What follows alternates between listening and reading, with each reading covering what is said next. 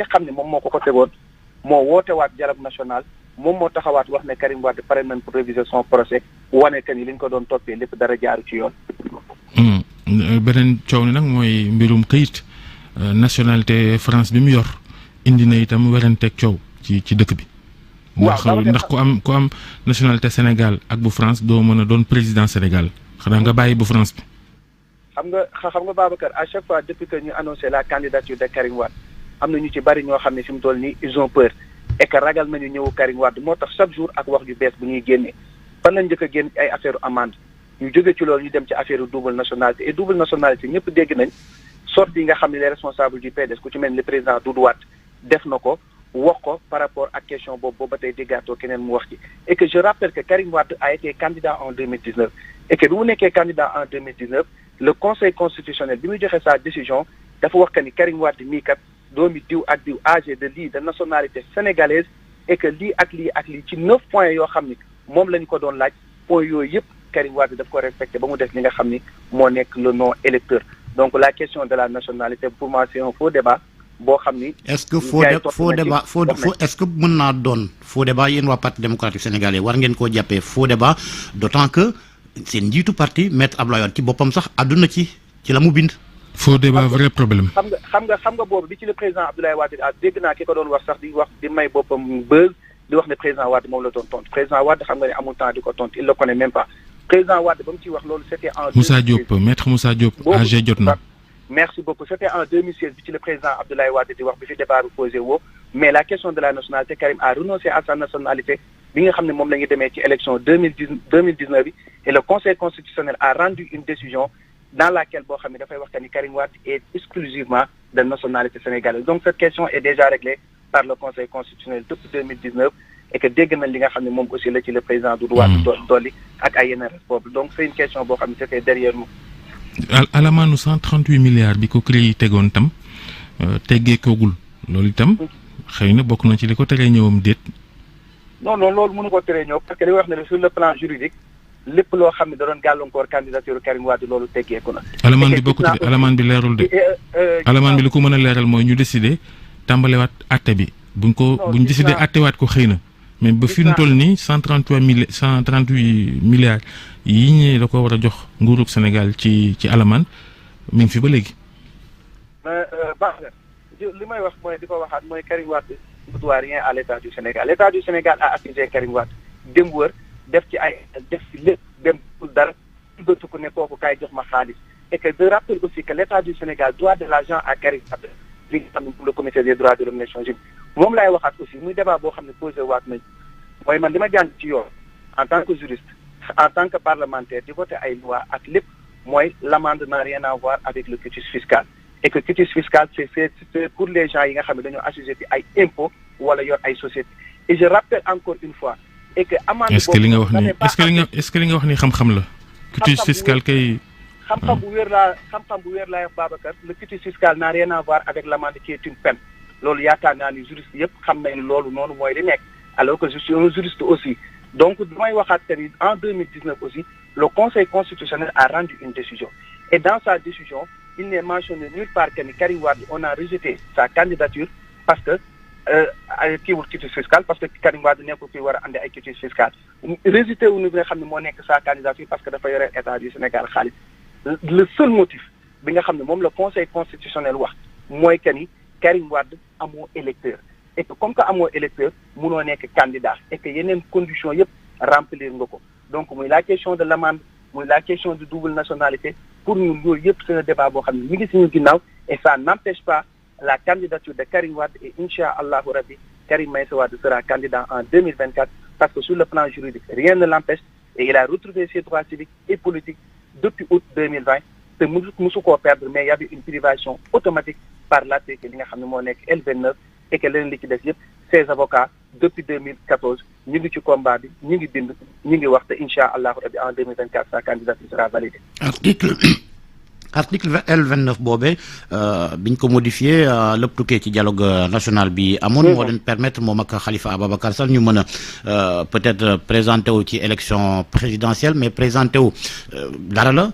mais est-ce que seen xel teeyut ci kaddu yi nga xamante ne Ismaïla Madior Fall yëkki na ko ci yéenekaay bii di le Soleil addu ci mbirum quitus fiscal boobee nga xam ne peut-être mën na doon gàllankoor ci Karim Wade ak ki nga xamante ne moo di Khalifa Ababacar Sall. maanaam Ismaïla Madior Fall tontu ci dani loolu da koy bàyyi.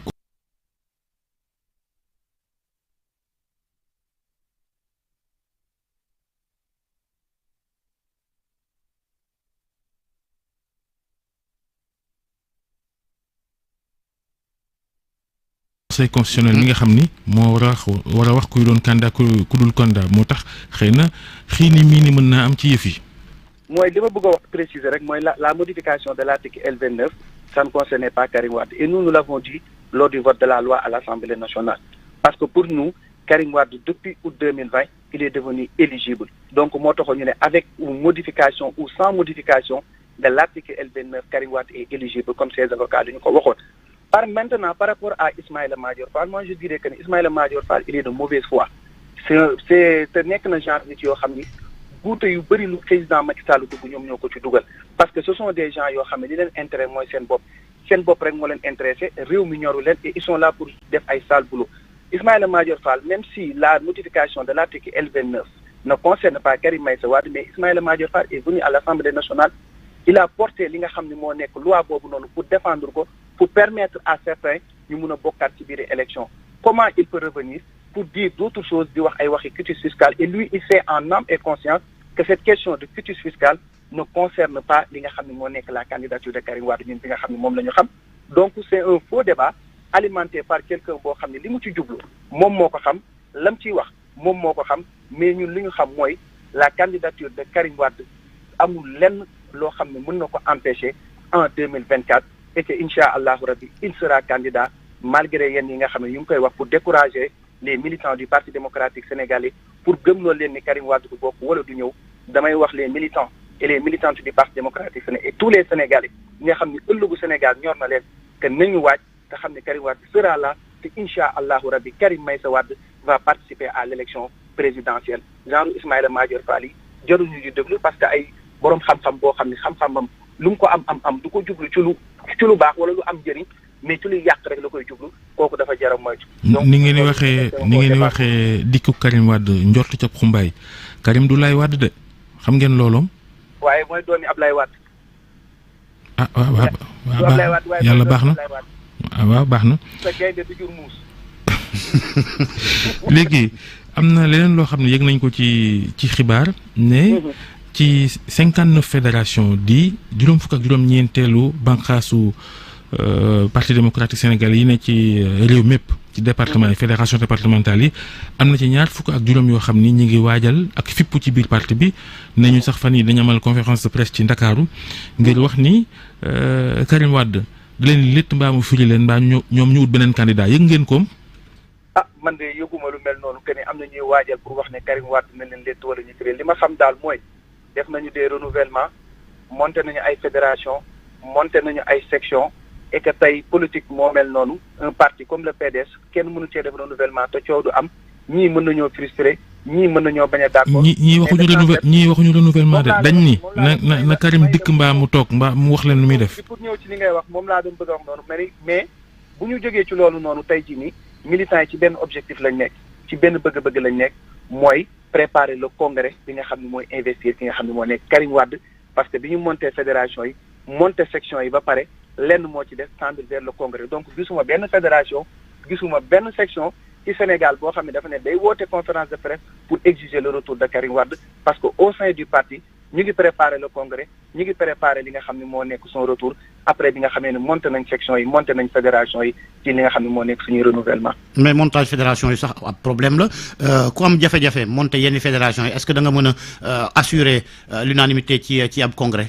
mais ba ay décisions ya nga xamante ne ñoo fa tukkee ñenn ñi nanguwuñ ko. waaw fi mu toll nii fédération yëpp monté nañ leen section yi monté nañ leen mais nag politique parti bu doy ni PDS maa ngi koy wax sànq mënul dem vers des renouvellements. mais la ca tukkee moom la yenn ci militants yi ak yenn responsable nanguwuñ ko. waaw mooy que ni parti bu doy ni PDS mënul dem vers des renouvellements te du am coow bu amul woon coow lañ doon wax que ni lii kat du PDS mais fu coow am rek ni ñu des gens peuvent être frustrés des gens peuvent ne pas être d'accord mais le parti démocratique sénégalais c'est un parti démocratique il y a des voies et moyens yoo xam ne may nañ leen ko pour ñu mën a def li nga xam ne moo nekk ay recours pour ñu mën a wax li nga xam ne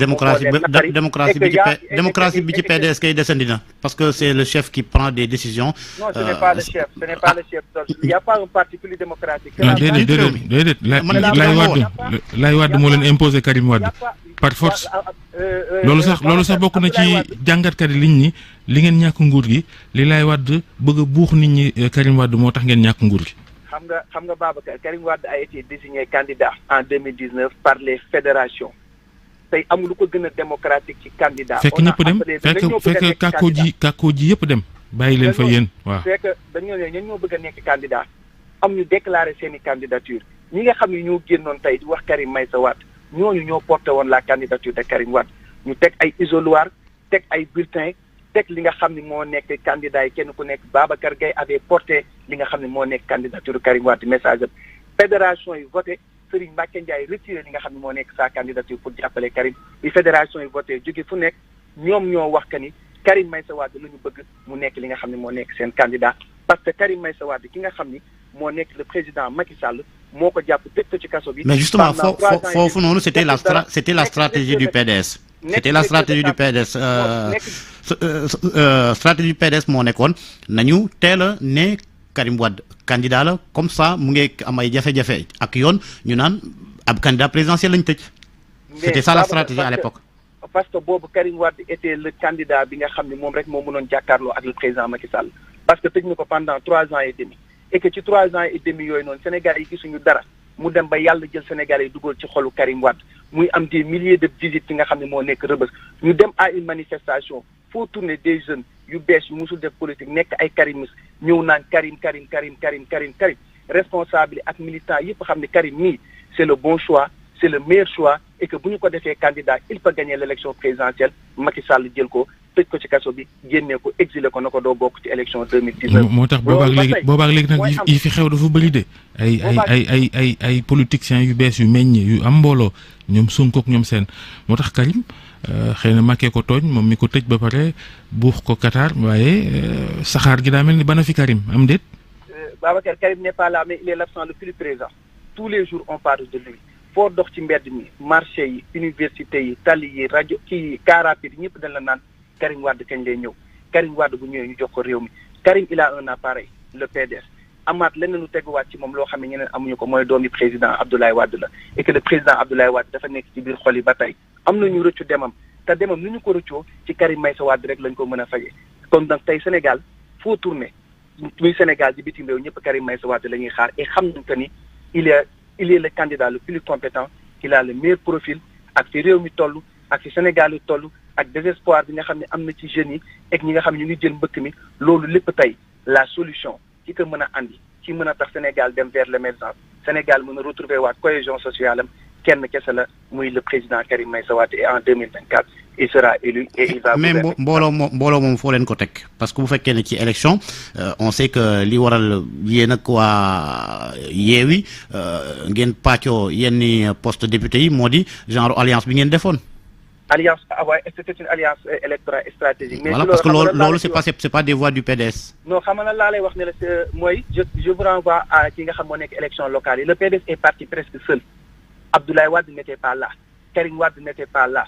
candidat yu ci bari à la base gisuñu benn responsable wala coalition bu ñëw jàppale leen au sortir de ces élections le PDS s'est retrouvé avec près de 500 000 voix il y avait une très grande coalition Yewwi Askan Wi avec des leaders présidentiels ñoom ñëpp ils se sont retrouvés avec 700 000 voix kenn ku ci ñu jox ko li nga xam ne moo nekk 700 000 voix wam le parti au pouvoir une très grande coalition Benno Bokk Yaakaar s'est retrouvé avec 1 million alors que il y a 1 million et quelques voix il y a beaucoup de partis ci ne mais le PDS en termes de parti politique tey rek pèse presque 500 000 voix loo xam ne amul benn parti bu koy peser ci Sénégal te loolu ay chiffres ñoom ñoo ko démontré ci élection yi nga xam ne moo nekk élection locale yi loolu moo waral l'intercoalition juddu parce que ñoo xam ne ñun ak Yewwi bu ñu àndee seen 700 000 voix ak presque suñuy 500 000 voix on peut avoir la majorité de l'Assemblée nationale. Nous l'avons fait. sëñ Abo sa calcul bii nag yéeme na doy na waat ndax mënoo ko wax parce que mënu leen jokkook Yewwi Askan Wi ci ay département ba pare nga bëgg caa sukkandi foofu ne yéen a moom voix yi wala ñee ñoo moom voix yi quand même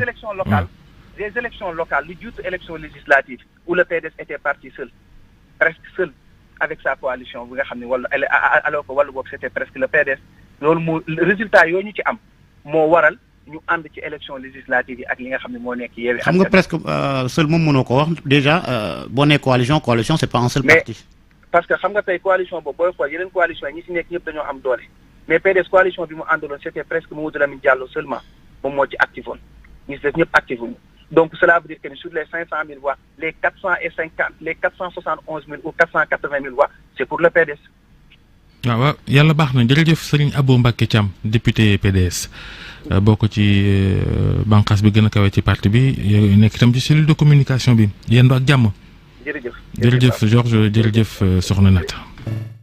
merci beaucoup Babacar Fall Georges Déthié Diop ak seen gan di leen ñaanal kendal ak jàmm ak programme rajo Futurs Médias 8h jot nañu dellu si ci ñaareelu pàcc Infos Matin ci kanam dinañ ànd ak Amidou Anne nekk politologue ñu fas yéene taxaw ci mouvement F24